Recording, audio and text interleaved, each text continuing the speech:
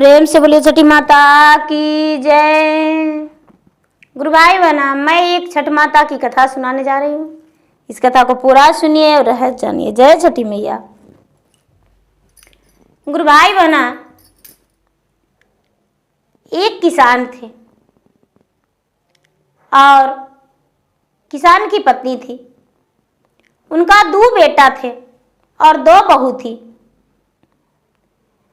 तो किसान के पत्नी जो थी, कोई पूजा पाठ के मर्म नहीं जानती थी, कोई पूजा पाठ नहीं करती थी, जो बड़ी सीधी स्वभाव की थी। कोई भी लोग कहते थे तो उनका सुन लिया करती थी, लेकिन कोई काम से पीछे भी नहीं हटती थी। लोग छठ पूजा करते थे तो कहते थे कि जरा चलिए हमको ये आटा पीस दीजिए, गेहूं पीस दीजिए, धान कूट दीजिए, जरा हमको ये प्रसादी बना दीजिए, मदद कर दीजिए। तो जाने में वो नहीं रुकती थी। उन्हें अच्छा लगता था करने में, लेकिन खुद का नहीं करती थी। किसान का 2 बेटा था। बड़े खुश थे किसान अपने बेटा से। धीरे धीरे बड़ा बेटा को ब्याह कर दिए। और जब बड़ी बहू आई तो बड़ी बहू बहुत बड़ा भगवान के पुजारी थी। प्रतिदिन सूर्य भगवान के मंदिर जाती थी और मंदिर में जाकर पूजा पाठ करती थी और उसके बाद घर आ जाती थी। धीरे धीरे समय बीता तो बड़ी बहू जो थी अपने सास को बोली कि माँ जी देखिए ना, सब कोई छठ करते हैं, हम भी छठ करेंगे। सास बोली कि ठीक है बेटी, हम तो छठ का मर्म कभी नहीं जाने, हम छठ नहीं किए बेटी, लेकिन तुम्हें करना है तो तुम करो, सारा काम हम करके देंगे। बेचारी किसान की बड़ी बहू जो थी, भगवान के आस्था रख के, स्नेह रख के, दिल में लगन बना के और भगवान के व्रत रखने के लिए तैयार हो गई। छठी माता के व्रत करने के लिए वो तैयार हो गई। जब कार्तिक मास आया तो बड़ी लगन से, भावना से वो व्रत रखी। जब कृष्ण पक्ष बीता तो शुक्ल पक्ष आया। तो चौथ के दिन, शुक्ल पक्ष चौथ के दिन, चतुर्थी के दिन वो स्नान ध्यान करके गंगा जी जाके, नदी जाके प्रेम पूर्वक स्नान करके और उसके बाद भोजन की बड़े नियम धर्म से खाना बनाकर, चने की दाल, लौकी के सब्जी और चावल, घी में बनाई खाना, दाल सब्जी, अपने सास के, ससुर के, देवर के, पति के, सबके अच्छे से भोजन जमाई, गौ माता को भोजन कराई और खुद का भी भोजन की। धीरे और व्रत रखी। लौंडा के दिन भी बड़े नियम धर्म से की। उसका छठी का दिन जो सांझ का अर्घ होता है, बड़े धूमधाम से डाला ले जाकर अर्घ दी, सूप लेकर गंगा जी में हेलकर। सप्तमी के दिन पारण की नियम धर्म से उसका व्रत पूरा हुआ। अब उस वर्ष से व्रत करने लगी। धीरे धीरे समय बीतते बीतते किसान को लगा कि मेरा छोटा बेटा का भी ब्याह कर देना है और छोटी बहू घर में आ जाएगी। किसान छोटा बेटा को ब्याह कर दिए और छोटी बहू भी घर में आ गई। दीदी जब छोटी बहू आई तो जो किसान की बड़ी बहू थी, बड़ी खुश थी कि चलो मेरा छोटा देवर का ब्याह हो गया, अब मेरा देवरानी घर में आ गई। उसे तो खुशी का ठिकाना ही नहीं था। जब कार्तिक मास आया तो सास कहती है कि बेटी इस बार तू व्रत रखेगी बड़ी वाली से।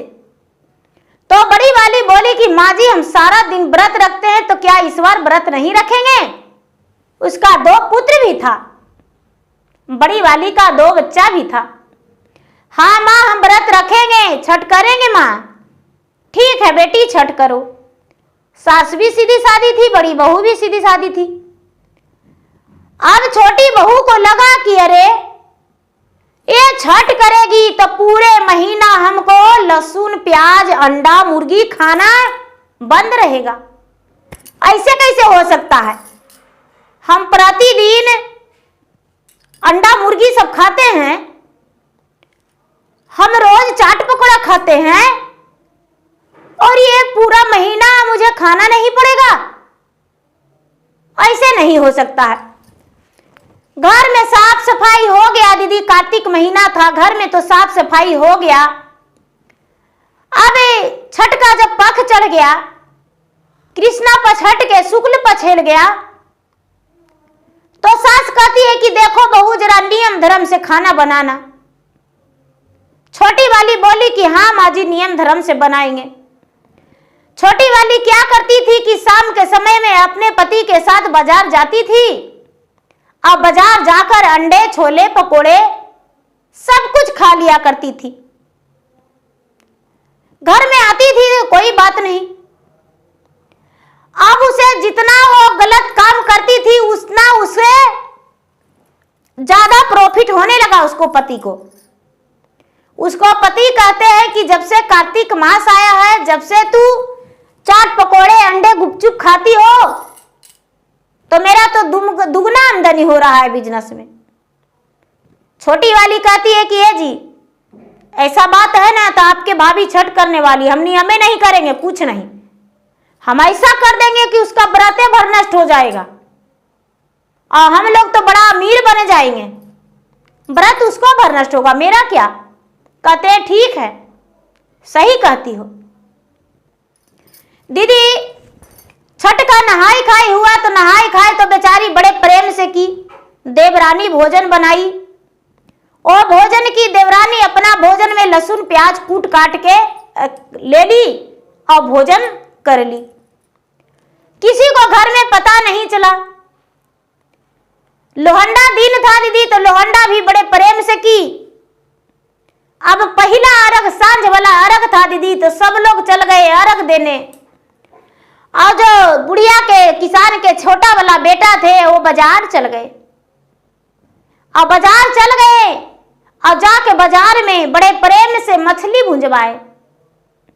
मछली भुंजवा के और एक प्लास्टिक में बंद करके झोले में करके और लाके अपना कमरा में धर दिए। उसके घर बहुत सारा रिश्तेदार भी आए थे, बहुत सारे गांव वाला भी आए थे, सब भरे हुए थे। अब जो था कि सारा लोग प्रसादी रात के बना रहे थे। बेचारी जो व्रत में थी बड़ी वाली बहू, उसे बहुत जोरों से प्यास लग रहा था, गला सूख रहा था, तो अपने सास को बोली कि माँ जी मेरा गला बहुत सूख रहा है, अब तो लग रहा है कि छठ माता मेरा व्रत तोड़ देंगे, क्या करेंगे मुझे समझ में नहीं आ रहा है, पता नहीं मेरे साथ ऐसा क्यों हो रहा है। उसकी सास बोली बेटी पाँव हाथ धो लो और विष्णु भगवान के पास जाकर अपना सर पटक दो और विष्णु भगवान से बोलो हे विष्णु भगवान, हे छठी माता, हे सूर्य महाराज, मुझे क्षमा करिए और मेरा गला जो सूख रहा है वो बस मेरा शांति दे दीजिए, मेरा शरीर में आराम मिल जाए, ठंडक मिल जाए, जो मैं आराम से रह सकूं। बेटी भगवान से कामना करो। बड़ी बहू कहती है माँ मेरा शरीर बड़ा जल रहा है, बड़ा बेचैनी लग रहा है, मुझे तो कभी भी ऐसा नहीं लगता था, मैं तो कई वर्ष 10 वर्ष छठ किया। सास और बहू दोनों भगवान को कामना करने लगे। जो बड़ी वाली बहू थी किसान की, वो हाथ में तुलसी का पात्र, अक्षत, पुष्प लेकर, पांव हाथ धोकर पुष्प लेकर और भगवान के सामने मुड़ी पटक के सर झुका के मस्तक और कहने लगी कि हे भगवान मेरे गलती को इतना बड़ा सजा मत दो, मैं बेचैन हूं, मेरा शरीर तो लगता है जला कटा जा रहा है, हे भगवान मुझे क्षमा कर दो, मैंने आखिर कोई गलती भी किया होगा तो मेरे गलती को क्षमा करना, मेरे बच्चे को सुखी रखना, मेरे पति को खुश रखना। और बेचारी भगवान से कामना कर रही थी दीदी। अब इधर छोटी वाली को लग रहा है कि चलो अब पुआ पकवान इधर बनल हो गया, सब कोई खाना खा लिए, अब मेरा जेठानी जो है आंगन में भगवान के सिरदा दी हुई है तो देते रह जाएगी, भगवान इसका प्राण टूट जाता तो अच्छा रहता, क्या दिक्कत था, ये छठे करना भूल जाती। अब हम जा रहे हैं, मेरे पति मछली लाए हैं गरम गरम भुंजवा कर, हम खा लेंगे, और खा लेंगे तो मेरे पति का कल बिजनेस में दुगना धन रहेगा। क्योंकि बिजनेस वाले उसके पति थे। दीदी छोटी वाली जो थी अपना कमरा में गई, कमरा के दरवाजा बंद कर ली, पानी लेकर अपने पति और पत्नी दोनों पलंग पर बैठ गई। पति को बोलती है कि ये जी आप भी खाइए, तो पति कहते हैं कि खाओ, 2 पीस छोड़ देना मेरे लिए। अब पत्नी जो थी पहला ही निवाला मछली का ली दीदी, और मछली का कांटा अटक गया कंठ में। अब नहीं तो उसका आवाज बाहर आ रहा है दीदी, और नहीं निगला रहा है। अब वो हाँ चिल्ला रही है। उसका पति कह रहे हैं कि क्या हुआ क्या हुआ। अब उसका तो आवाजें नहीं निकल रहा है दीदी, नहीं तो थालो छुपा रही है, और मुंह फटा का फटा है, कांटा अटका है। दरवाजा खोला इसका पति, आंगन में जाके शोर किया कि भाभी माँ देखो ना उसको क्या हो गया, वो मुंह फाड़ के चिल्ला रही है, पता नहीं क्या हो गया।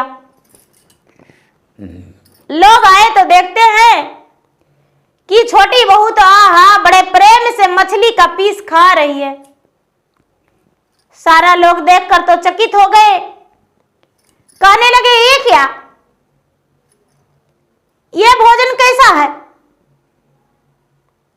सारा लोग कहते हैं कि हे भगवान, आज तो कितना हो दुष्ट हिंदू धर्म में जो रहेंगे वो मछली का भोजन नहीं करेंगे। अरे कैसा तू पापी है जो आज मछली का भोजन एक स्त्री होकर कर रही हो। अच्छा हुआ कि तुम्हारा मुंह में मछली का कांटा अटक गया। अच्छा है। गुस्सा में सास जो थी सास चल गई, कहती है हम तुम में नहीं ठेकेंगे। गोतनी जो थी बड़ी वाली जेठानी वो कहती है कि माँ जी हम तो व्रत में हैं, हम उसमें कैसे ठेके। आए हुए रिश्तेदार है वो कहते हैं कि नहीं नहीं उसमें ठेकेंगे तो मेरा चूड़ी खराब हो जाएगा, मुझे इस वक्त नहाना पड़ेगा। नहीं नहीं इस वक्त नहीं ठेकेंगे। अब तो पूरी रात उसका गला में फंसा हुआ मछली का कांटा रह गया। डॉक्टर के पास गए सुबह होने पर, तो डॉक्टर जो है कहते हैं कि इसका कंठ में अटक गया है कांटा, वो तो ऑपरेशन करके निकालना पड़ेगा। अब तो बड़ा अनर्थ हो गया। अभी छोटा वाला है वो गोड़ हाथ पड़ रहा है भगवान के, अपने माँ के, अपने भाभी के, कि हम हाथ जोड़ते हैं, गोड़ पड़ते हैं, कसूर को क्षमा कर दीजिए। पूरे महीना हम लोग यही करते आए हैं, लेकिन पूरे महीना दोगुना धन हमें प्राप्त हो रहा था। बिजनेस में मेरा बहुत ज्यादा तेजी चल रहा था, तो हम सोचे कि ये सब खाने से मेरा बिजनेस धंधा दोगुना चल रहा है। अब हम क्या करें। किसान की पत्नी बोली कि हाँ बेटा, पाप करने से दुगना धन मिलता है, पुण्य करने से धन बिखर जाता है। ये सही बात है, तुम पाप किया तो देखो दुगना धन मिला बेटा, तुम्हारा पत्नी के मुख में कांटा अटक गया, बढ़िया है। दीदी अब क्या करे, जो छोटी वाली है वो मुंह भी नहीं मुन रही है, उसका अंदर भी कुछ नहीं जा रहा है। जब दबाने का मुंह का कोशिश करती है तो कांटा और अंदर जाता है। बड़ी वाली जो थी अपने सास के कहती है कि माँ जी तो नादान थी। व्रत जब टूट गया उसका, 7वीं का दिन अर्घ देकर व्रत तोड़ी, उसके बाद डॉक्टर वैद्य भी हार गए, तो कहती है माँ जी अब हमें ही कुछ करना होगा। सूर्य भगवान के मंदिर जाके सूर्य भगवान से आराधना करके आंचल फैला के कहती है कि हे सूर्य भगवान, यदि मेरा जेठानी का ज्ञान हो जाएगा और मुख से कांटा निकल जाएगा तो उसके यहाँ से आपको हम जोड़े शुभ अर्घ दिलाएंगे। हे सूर्य भगवान उसको क्षमा कर दीजिए, बालक समझ के नादान है। हे सूर्य भगवान ऐसा गलती अब दोबारा नहीं करेगी। पूरे 1.25 घंटा भगवान को मनाई, हाथ जोड़ी, दूध चढ़ाई, भगवान इसका विनती सुन लिए। घर आई तो कहती है दीदी मेरा मुंह का कांटा निकल गया, मैं दीदी लेकिन मेरा मुंह में जख्म हो गया है। दीदी मुझसे गलती हो गया, मैंने आपको व्रत अपमानित करने के लिए, व्रत खंडित करने के लिए ऐसा किया था, लेकिन आपका व्रत खंडित नहीं हुआ दीदी, आप तो सती हैं। आप तो व्रत नियम धर्म से कर रहे थे और आपके व्रत में हम एक पापिन बन के और व्रत खंडित कर रहे थे। दीदी मुझे क्षमा कर दीजिए। बड़ी वाली बोली कि देखो क्षमा करना है तो तुम्हें भी भगवान का व्रत रखना होगा और कष्टी व्रत रखना होगा। 5 साल तू सिर्फ पान और फूल लेकर व्रत करेगी और उसके बाद भगवान का जोड़े सूप से अर्घ देगी। किसान की छोटी बहू बोली कि दीदी हम ऐसा ही करेंगे। बड़ी बहू बोली कि यदि ऐसा करेगी तो तुम्हारा भगवान अन्न धन पुत्र पति सब खुश रखेंगे, सब कुछ भर देंगे। धीरे धीरे समय बीतने पर छोटी बहू जब फिर से कार्तिक मास आया भैया, तो कार्तिक मास व्रत करने लगी और कष्टी रहने लगी। लोटे में जल पान फूल लेकर वो जल में खड़ी रहती थी।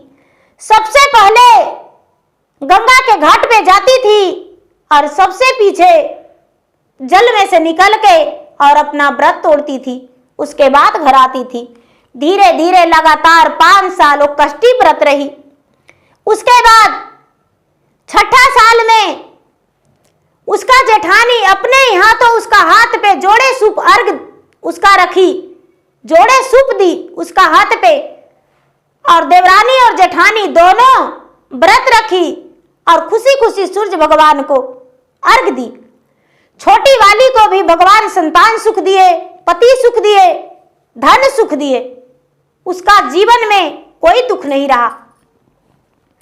तब छोटी वाली जो थी कहने लगी कि दीदी हम तो सोचे थे कि आप ये सब ढोंग करते हैं, झूठ में इतना खर्चा करते हैं, झूठा ये सब करते हैं, इसमें कुछ भी नहीं है। और आपके जो भी व्रत कर रहे थे मैं तो जैसे पा रहा था वैसा ही आपको भंग कर रहा था, लेकिन मेरा भूल था कि मैं ये सब कर रहा था। दीदी मुझसे गलती हो गया, अब दोबारा ऐसा गलती नहीं करेंगे और लोगों को हम बताएंगे कि छठ माता का व्रत बड़े नियम धर्म से की जाती है। धोए हुए बर्तनों को धोया जाता है। स्नान करने पर भी यदि किसी में ठेक जाए गलत जूठा में तो फिर से स्नान करके छुआ जाता है। छठ व्रत जो है बड़े नियम से किया जाता है।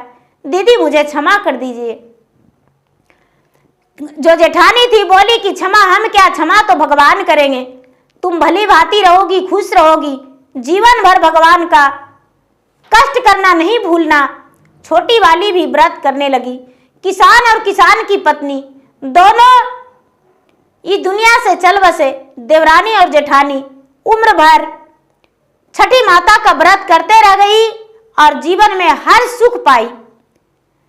तो गुरु भाई बहना, जो भी कार्तिक मास स्नान करते हैं या छठ करते हैं तो नियम पालन करना मत भूलिएगा। यदि घर वाले हैं तो ये नहीं कि मेरा देवरानी छठ कर रही है तो हम ये गलत कर देंगे, हम ऐसे करेंगे उसका दंड मिलेगा। नहीं, हम गलती करेंगे दीदी तो हमको ही मिलेगा दंड, उसको दंड नहीं मिलेगा।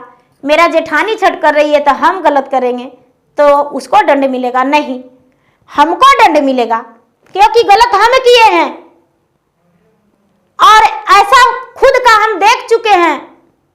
जब हम कुछ करते थे छठ व्रत तो कोई अपमान किया था तो उसे भगवान दंड दिए थे और हम नहीं चाहते हैं कि वो दंड किसी और का भी मिले।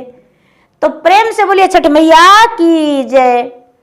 गुरु भाई बहना, मेरा वीडियो अच्छा लगे तो मेरा वीडियो को लाइक करें, शेयर करें। चैनल पर यदि नए हैं तो चैनल का सब्सक्राइब करें, बेल आइकन घंटी को दबाएं जो कि मेरा वीडियो का नोटिफिकेशन सबसे पहले आपके पास जाए, आप मेरा वीडियो को सुन सके, देख सके। कमेंट बॉक्स में जय छठी मैया जरूर लिखें। धन्यवाद।